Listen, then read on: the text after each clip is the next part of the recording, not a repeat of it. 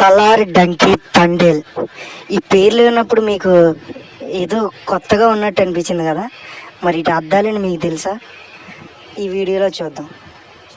Pan India ప్రభావంతో అన్ని భాషల్లోనూ ఒకే టైటిల్ పెడతానికి ఇష్టపడుతున్నారు దర్శకులు మాత్రం. సలార్ అంటే లీడర్, నాయకుడు అని అర్థం.